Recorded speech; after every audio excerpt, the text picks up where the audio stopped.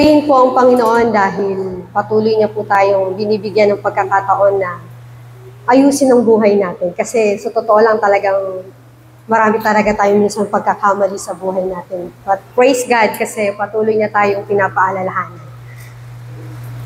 Bali ang mensahe ngayon ay paano nga ba tayo nakakapagpatuloy sa gawain. Bago ko po sagutin yon, nais ko munang magsimula kung paano ako nagsimula dito. Yung totoo lang po, laki po ako sa church. Halos magsa 7 years old po ako nung naaalala ko na natatandaan ko na sinasama kami ni nanay dito sa church. Ako po ay isang batang napakamahiyain. Totoo po yan. At isang batang parang pag hindi mo kinausap, hindi magsasalita. Kumbaga kabaliktaran ko yung character ni Mapol. Kasi siya, yung masiyahin siyang bata saka madaldal. Pero sa biyaya ng Lord, unti-unti pong nabago yun. Isa rin po ako sa mga batang uma-attend doon ng Sunday School. At ang teacher po namin noon ay si Sister May. Napakahalaga po na naranasan ko yon kasi yun po yung naging daan upang magsimula na hubugin ako ng Panginoon dito sa iglesia. Masaya po dahil marami po kaming natututunan patungkol kay Jesus Christ at saka marami po ako natatanda ang kwento noon sa Biblia na siyang tumatak sa akin. At saka po natuto rin po akong umawit sa Panginoon. Naaalala ko nga po noon nung bata ako yung kantang Laging Magtiwala. Siyempre nung bata ako, parang dahil bata pa ako noon, hindi pa ganun kalalim yung meaning ng kanta na yun sa akin. Pero pag ngayon, ninanamnam ko yung kanta na yun, talagang napakahalaga po talaga na meron tayong 100% na pagtitiwala sa Panginoon.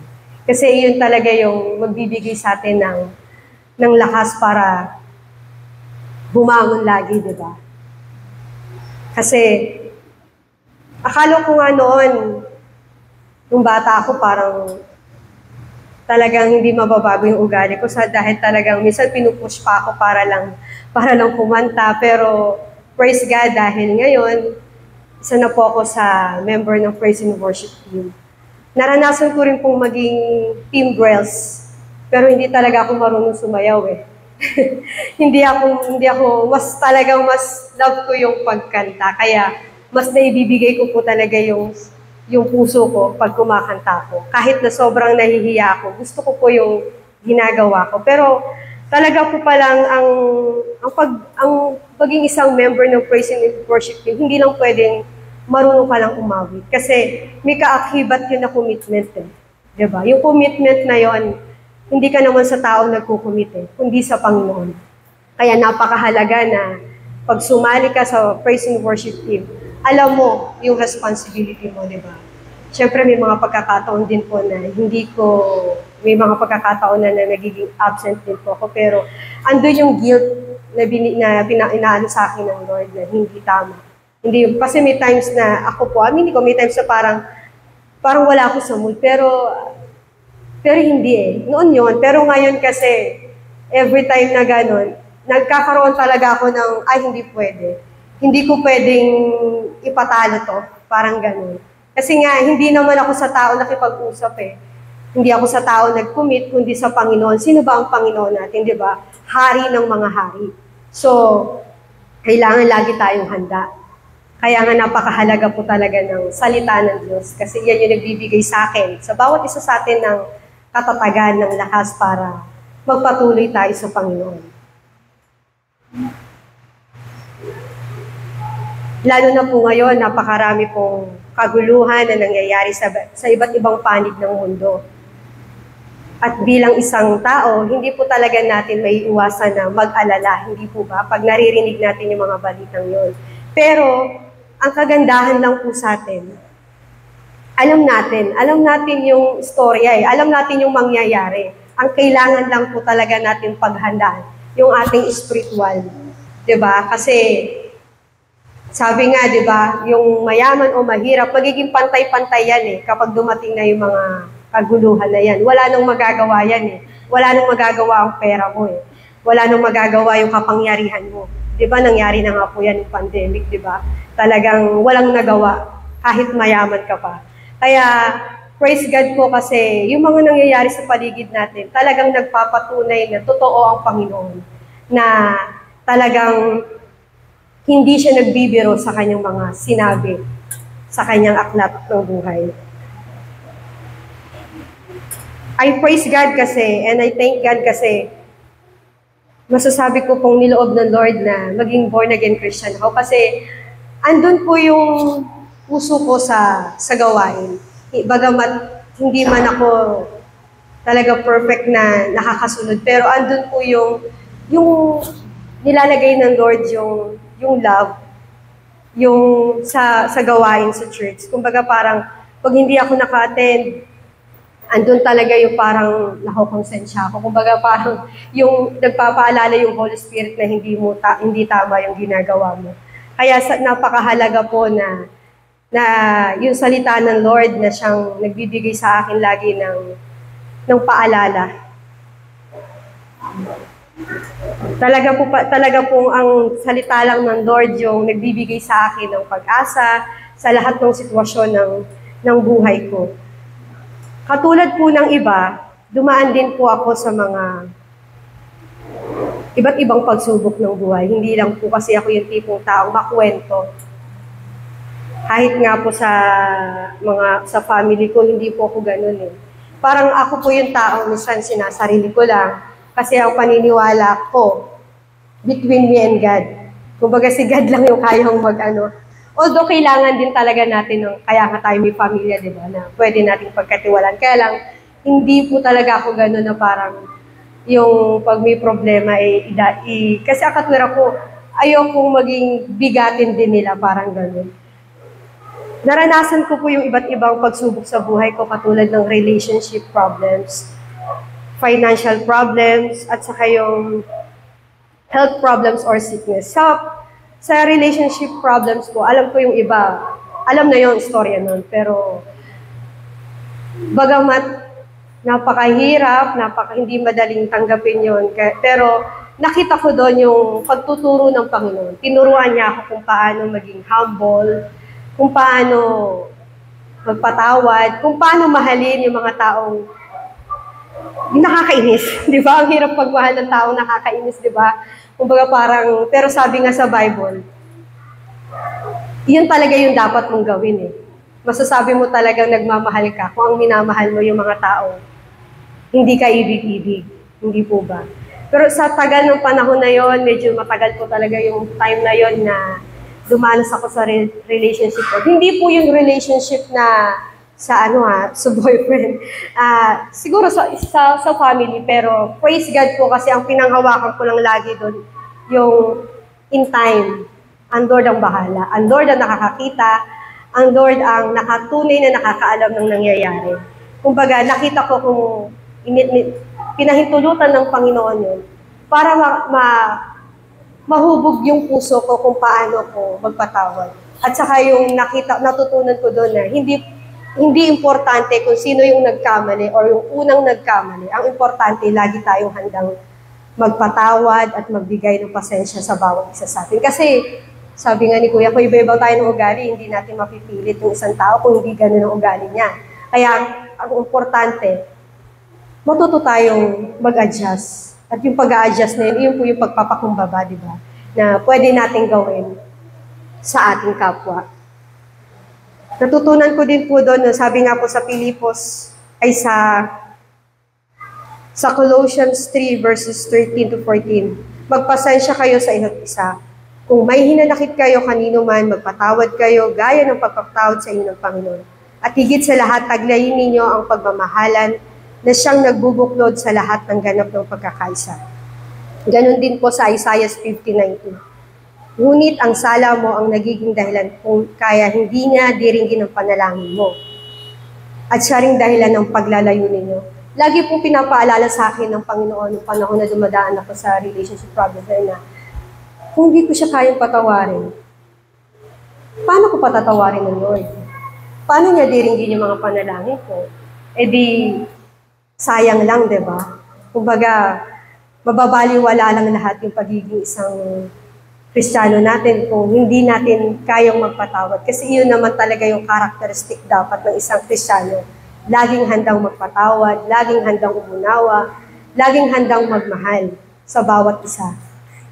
Kaya sabi ko, Lord, tulungan mo ko kasi talaga nagkaroon po talaga ako ng masasabi kong galit. Pero, galit na hindi ko mailabas.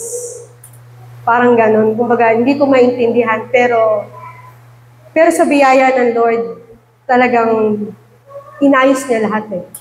Nagkaroon ako ng tampo na hindi ko maintindihan kung bakit nangyari yon. Pero sa biyaya ng Lord, nawala lahat yon. Sa biyaya ng Lord, pinalitan niya yon ng sobra-sobra na nakapalit na nakikita ko po hanggang ngayon sa buhay ko at sa pamilya ko.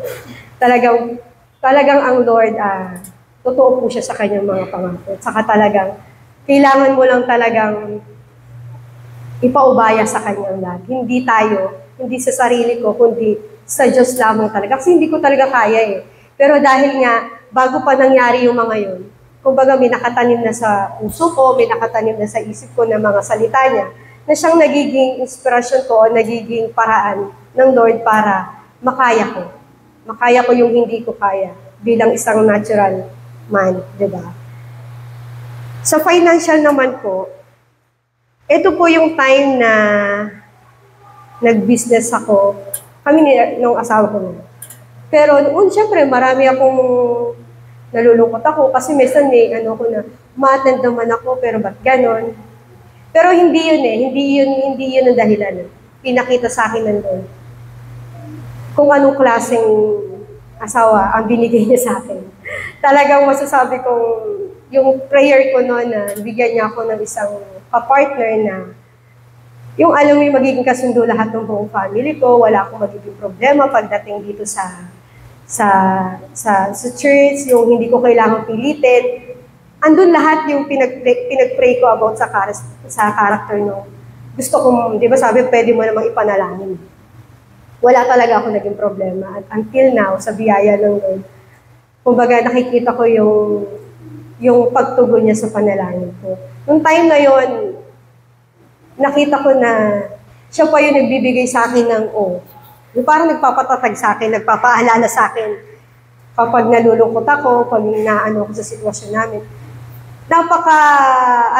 Parang yung sitwasyon sa kanya, hindi niya binibigyan ng sobrang, parang hindi niya dinidibdib. Okay lang yan, dilipas din yan. Ganun kasi yung personality niya. Kaya parang ko siyang best friend din eh. Kasi parang nasasabi ko sa kanya yung damdamin ko na minsan tinatawanan niya lang ako kasi pag alam niyang nalulungkot na ako, tinatawanan niya pa nga ako. Kumbaga parang nawawala yung ko. Kumbaga, bakit ba ako? Kumbaga baliktad eh, dapat ako yung nagiging niya, di ba? Pero hindi eh. Siya yung parang nagiging ginamit ng Panginoon para maano ko po yung kalungkutan ko. Kasi syempre, lahat naman siguro nang dumadaan sa financial, nahihirapan, di ba? Kumbaga sa akin, nakita ko yung pagtitiis niya eh.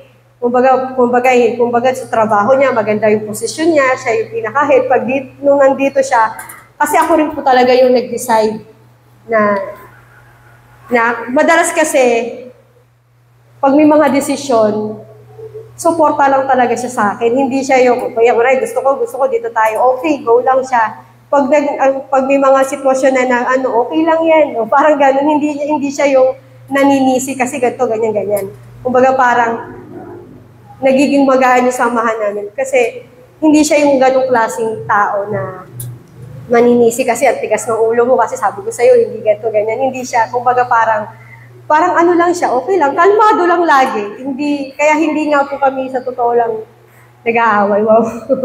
Nag-aaway pa at sana wag naman. Diba?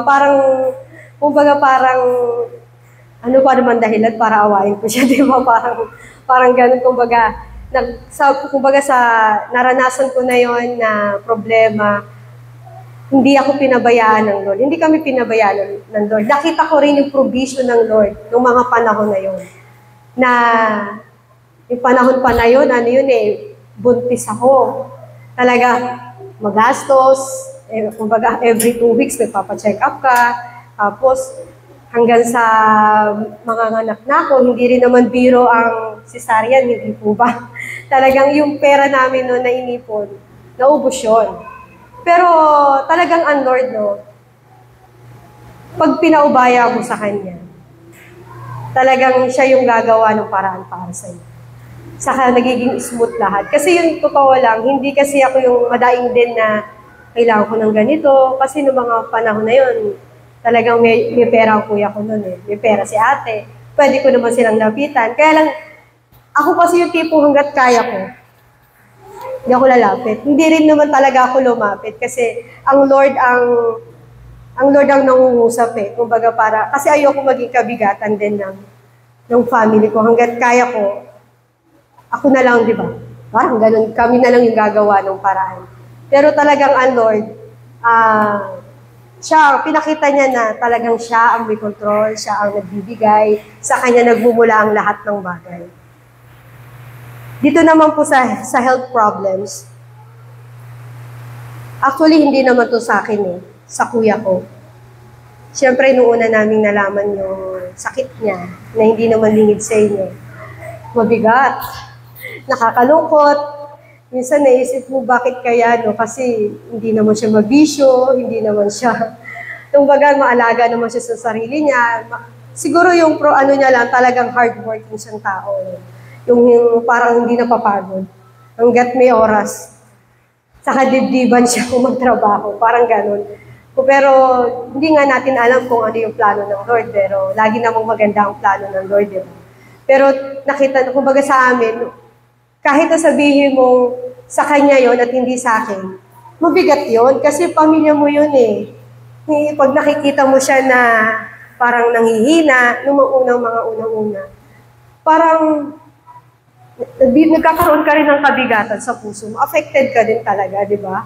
Kumbaga parang siya yung sa family kasi namin, siya yung strong. Siya yung decision maker. Tapos sa isang iglap, di ba parang nahihirapan siya. Pero talagang ang Lord, may dahilan sa lahat ng nangyayari sa buhay natin. So kumbaga, kung tutuusin, nagpapatuloy pa rin siya kumbaga andun siya sa ministry. Kumbaga hindi natin alam eh, pero ang tinitingnan na lang namin doon, talagang ang Lord, maganda lagi ang plano sa buhay ng bawat isa sa atin. So, pinupuri ko talaga ang Lord kasi bago dumating lahat ng mga trials sa buhay namin, sa family namin, sa akin, niloob niya na makilala ko siya. Kasi kung hindi, katulad ng iba, wala akong pag-asang natatanong. Katulad ng iba, wala akong pwedeng takbuhan. Katulad ng iba, kung saan-saan ako pupunta. Pero dahil sa salita ng Diyos, dahil sa biyaya niya, nakakapagpatuloy talaga ako. Sa biyaya niya, parang walang nangyayari. Parang walang sakit si Kuya, di ba? Parang normal lang na araw-araw gumigising kami na parang wala. Kasi kahit sa kanya, ngayon, makikita mo na parang wala siyang sakit. Kasi hindi katulad nung una. Kahit naman siguro nung una, hindi mo pa ganun matanggap. Pero lately kasi, habang tumatagal, ang Lord, ipinapaunawa sa iyo ang mga nangyayari sa buhay. Diba? Kumbaga parang, sabi ko, Lord, ang galing mo talaga. No? Buti na lang talaga, isa ako sa niloob mo na makakilala sa'yo. Kung hindi dahil sa'yo, paano na yung buhay ko? Paano na ako? Saan ako? Kasi hindi naman ako, di ba, hindi naman tayo pwedeng iligtas ng pamilya natin eh. Kung ikaw mismo sa sarili mo, ayaw mo, di ba? Kung kaya kumbaga, sobrang thankful ako kay Lord kasi masasabi kong nararanasan ko yung mga nakasulat sa Bible. Nararanasan ko yung mga salita niya, nararanasan ko kung paano niya ako ginagabayad sa araw-araw. At hanggang ngayon, sa totoo lang, yung business namin, hiniling ko rin niya kay Lord. Pero natutuwa ako kasi sa araw-araw nakakaraos. Ngayon kasi sa totoo lang, lahat naman tayo nangangarap dati, di ba? Nangangarap tayo ng magandang buhay, yung mas maluwag na buhay. Pero ngayon, sa totoo lang, dahil nga sa mga nangyayari sa paligid natin, andun yung parang paalala sa akin ng Lord na huwag na yung future mo yung tingnan mo. Yung future mo sa Panginoon ang tingnan mo. Kasi hindi na mahalaga yun ngayon eh. Natural lang na magpatuloy tayo sa buhay. Natural lang na maghanap buhay tayo. Natural lang na magtrabaho tayo kasi kailangan pa natin yun. Pero sa akin, kumbaga, hindi na po ako naghahangad ng sobra. Yung pangarap ko dati, nawala na eh. Para sa akin, kung ano yung ngayon, kasi hindi natin alam ang buhay natin. Hindi natin alam anytime pwedeng mag-rapture. At syempre, lahat naman siguro tayo nangangarap na makasama sa rapture kasi talaga napakahirap ng tribulation, di ba? Yung puot ng Lord, hindi po talaga natin kakayanin yun. Kaya parang, sabi ko, lagi kong sinasabi na napakapalad po ng iglesyang ito at ng family namin kasi niloob niya lahat kami makakilala sa Panginoon. Niloob niya na maging yung mga naging partner namin o naging asawa namin ay makakilala sa Panginoon. Kumbaga yun pa lang isang napakalaking biyaya na po sa Panginoon na na-receive namin, diba, sa family namin. Kaya ngayon po, talagang ako po'y nagpupuri at nagpapasalamat sa Panginoon dahil sobra-sobra po yung biyayang ginagawa niya sa family namin at sa akin. Alam mo yung araw-araw pa lang na lagi kang iniingatan ng Lord. At saka, yung sa business na actually yung business kasi ako na po yung nagmamanage nun eh. Parang ako na lahat, kasi family business yon. Pero dahil nga si kuya ko ay nasa sitwasyon siya na hindi ko na siya pinapaano. Kumbaga, ako nang bahala kung may problema. Pero ngayon kasi, natutunan ko ng sumandal talaga. Kasi, ng totoo sa Panginoon na kung meron o wala. Pero kasi nakita ko naman yung pagkilos ng Lord eh, yung parang wala, pero meron.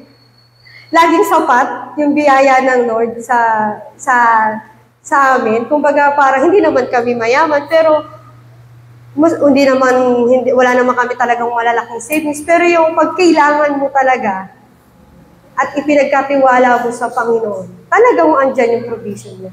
Kaya, purihin po ang Panginoon sa buhay ko, sa buhay ng pamilya ko, at syempre ng bawat isa kasi dahil sa biyaya niya, sa kanyang mga salita na naging inspirasyon ko po kung bakit ako nakakatayo, kung bakit ako nakakapagpatuloy sa ministry or sa gawain ito, ay dahil po sa biyaya niya at sa tuloy na pagkilos niya sa buhay ko. Yun ako. Praise God.